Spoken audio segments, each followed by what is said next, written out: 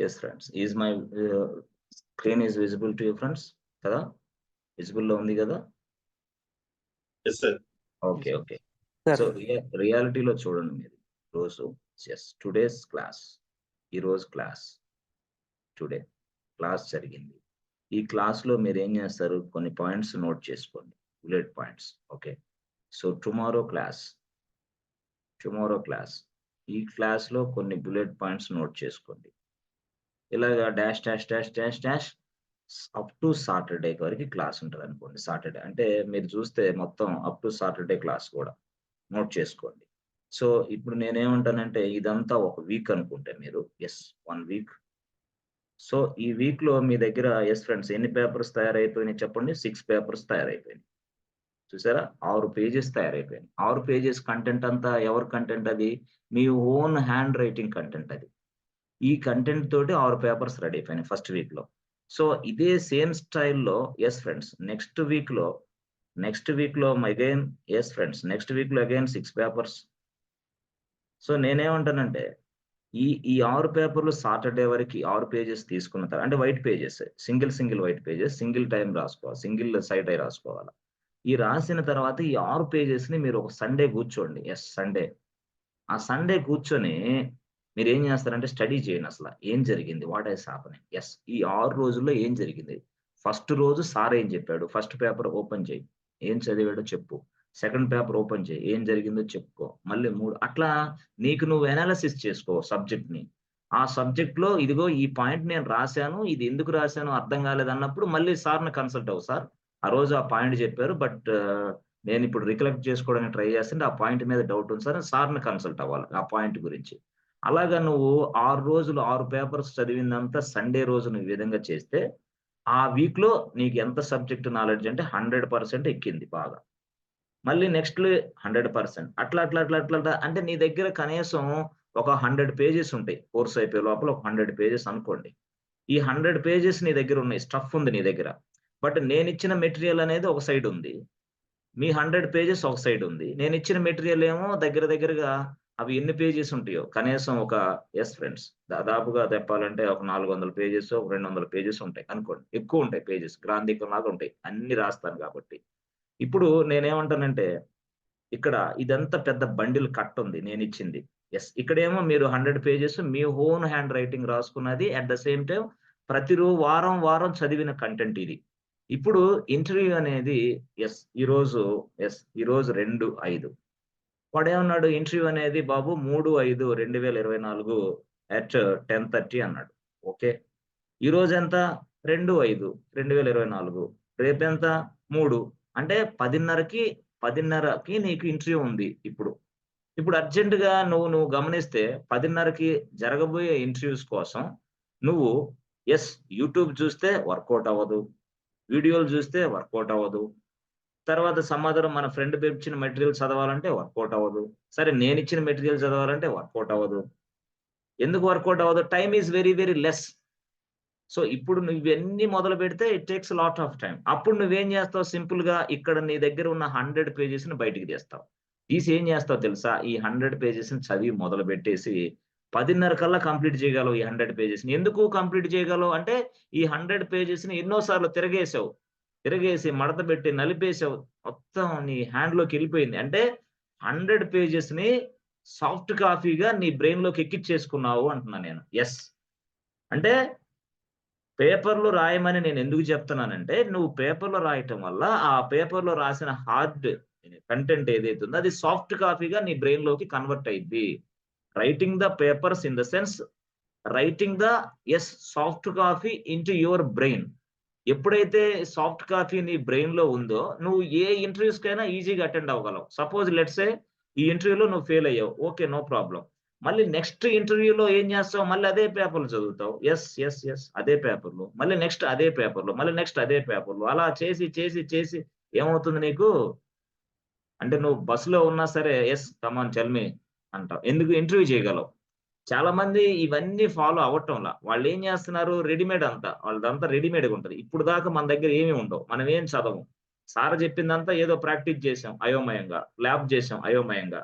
రేపు పొద్దున వాడు 10:30కి ఇంటర్వ్యూ, అన్నాడు. అప్పుడు ఏం జరిగిద్ది? నీ దగ్గర సార్ ఇచ్చిన పేపర్‌లున్నాయి. సార్ ఇచ్చిన యూట్యూబ్‌లో వీడియోస్ ఎయ్యే ఉన్నాయి.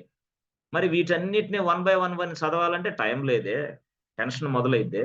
మరి ఇంటర్వ్యూలో జాబ్ ఎట్లొస్తది అంటున్నా నేను. సో, చాలా మంది స్టూడెంట్స్ చేసే పని ఇది. దీనివల్ల ఉద్యోగాలు రావు యాక్చువల్‌గా చెప్పాలంటే. చాలా మందికి తెలీదు. అసలు సాఫ్ట్‌వేర్ జాబ్ ఎలా సాధించాలో తెలీదు చాలా మందికి. అంతా అకాడమిక్ లెవెల్‌లో ప్రిపరేషన్ కొనసాగిస్తా ఉంటారు. అకాడమిక్ లెవెల్‌లో ప్రిపరేషన్ అంటే ఏంది? ఈరోజు మనం డే అండ్ నైట్ కష్టపడి ఒక కంటెంట్ చదివి నెక్స్ట్ ఎళ్లి ఎగ్జామ్ రాస్తే పాస్ అవుతాం. యెస్, అది ఎగ్జామ్ గాబట్టి. ఇది ఎగ్జామ్ గాదే. ఇదేంటిది? యెస్, ఇది మనం సూటిగా స్పష్టంగా కొంత ప్రాక్టికల్ నాలెడ్జ్ పెంచుకున్నట్టు, మన దగ్గర చాలా ఎక్స్‌పెక్టేషన్ స్కిల్స్ ఉన్నట్టు. యెస్, మనం వాడికి చెప్పగలగాలి. అలాంటి చెప్పాలంటే యెస్, డైలీ పేజెస్ అనేది చాలా, చాలా, చాలా మంచి విధానం. Maintaining this daily pages giving you 100% good job అంతే. అంతేగాని వేరే, వేరే ఫాలో అయితే అవ్వవు. అకాడమిక్ లెవెల్ అనేది వేరు. ఇక్కడ సాఫ్ట్‌వేర్ ట్రైనింగ్ లెవెల్ వేరు. సో, ఈ విధంగా మీరు చేయగలిగితే ఎక్సలెంట్‌గా మీకు ఉద్యోగం ఈజీగా వస్తుంది. ఏది సాఫ్ట్‌వేర్ ఉద్యోగం పక్కా గ్యారంటీ. ఇది చేయకుండా ఎవరైతే ఉన్నారో ఇప్పుడు సపోజ్ మీరున్నారు. Hey Google Linux first class నుంచి లాస్ట్ క్లాస్ దాకా డిస్‌ప్లే చేయంటే గూగుల్ హూ ఆర్ యూ అనిద్ది. యూట్యూబ్ కేకే సార్ చెప్పిన లైనక్స్ 1 నుంచి లాస్ట్ దాకా డిస్‌ప్లే చేయమ్మా అంటే యెస్, డిస్‌ప్లే చేస్తది కరెక్టే. కానీ ఆ కంటెంట్‌ని చదివే లోపల నీకు 10 డేస్ పట్టిద్దే. మొత్తం ఫస్ట్ నుంచి లాస్ట్ దాకా వీడియో చూడాలంటే. But this is what not possible. Yes, అప్పుడు మీరేం జేస్తారంటే మీ దగ్గరున్న పేజెస్ తీస్తారు. ఆ పేజెస్‌లో చదివి, చదివి, చదివి, చదివి అదే చదివటం వల్ల వేరేది ఎలాగక్కడ మళ్ళీ. అట్లా గూడా ఉద్యోగాలు రావు. కొంతమంది ఏం జేస్తారంటే హడావుడిగా ఇంటర్వ్యూ ఉందని చెప్పేసి యూట్యూబ్‌లో కొంత చూసుకుంటారు. వెబ్‌సైట్‌లో కొంత చూసుకుంటారు. వాళ్ళేదో ఫ్రెండ్స్ ఎవరైనా పంపిస్తే అది కొంత చదువుతారు. నేనిచ్చింది అది కొంత చదువుతారు. ఈ మొత్తం చదివి అప్పుడు హడావుడిగా ఇంటర్వ్యూకెళ్తారు 10:30కి. వాడేదో క్వెషన్ అడుగుతాడు. అప్పుడేంది యూట్యూబ్‌లో చూసింది చెప్పాలో, వెబ్‌సైట్‌లో చదివింది చెప్పాలో, నేనిచ్చిన నోట్స్‌లో చెప్పాలో, నీ ఫ్రెండ్‌నిచ్చిన నోట్స్‌లో చెప్పాలో, ఏదిచ్చిన నోట్స్‌లో చెప్పకుండా నువ్వు అర్థం గాని భాషలో అయోమయంగా బట్టి కొట్టినట్టు, బై హార్ట్ కొట్టినట్టు చెప్తావు. దానివల్ల ఉద్యోగాలు రావు. అది ఫ్రెషర్‌గా అయినా, అది ఎక్స్‌పీరియన్స్‌డ్‌గా అయినా. కొంతమంది 4 ఇయర్స్ ఎక్స్‌పీరియన్స్ పెడతారు. ఇలాగ ప్రిపేర్ అయిపోయి లోపలికెళ్ళిన తర్వాత ఈడికి 4 డేస్ కూడా లేదని అవతల వ్యక్తికి అర్థమవుతుంది. యెస్, 4 డేస్ కూడా లేదు. 4 ఇయర్స్ కాదు గదా! 4 డేస్ కూడా నీ దగ్గర లేదని ఎక్స్‌పీరియన్స్ అర్థమైంది. ఎట్లాగా? అంటే ఈ అప్రోచ్ ఫాలో అవ్వటం వల్ల. This is not a good approach. This is a bad approach to get a job. Work out అవ్వదు. యెస్. Yes friends. అవగాహనొచ్చిందా కొంత? ఎలా ప్రిపేర్ అవ్వాలో, ఎలా జాబ్ కొట్టాలనేది? ఇదొక మోడల్. ఇది న్యూ అప్రోచ్ అనుకోండి. ఈ అప్రోచ్‌లో మీరు ఫాలో అయితే ఖచ్చితంగా జాబ్‌లొస్తాయి అంతే. Nothing is there. సో, ఈ అప్రోచ్ మీరు మొదలుపెట్టిన తర్వాత, మీరు కంపెనీలోకెళ్ళిన తర్వాత, మీరు KT sessions, technical KT sessions మీరే కండక్ట్ జేస్తారు ఇంటర్వ్యూ లోపల. యెస్, టెక్నికల్ కేటీ సెషన్స్ మీరే కండక్ట్ చేస్తారు. ఆ స్థాయికి మీరు ఎదుగుతారు అంటున్నా. ఇలాగ ఉద్యోగం జేస్తే. అట్ ద సేమ్ టైమ్ అక్కడ ప్రాజెక్ట్‌లో ఎవరినైనా సరే తీసేయొచ్చు గానీ మిమ్మల్ని తీసేయరు. మిమ్మల్ని వదులుకోరు. Yes, you are a good resource for this project అని మీకు చెప్పేసి మీకు మంచి వాల్యూనిస్తారు.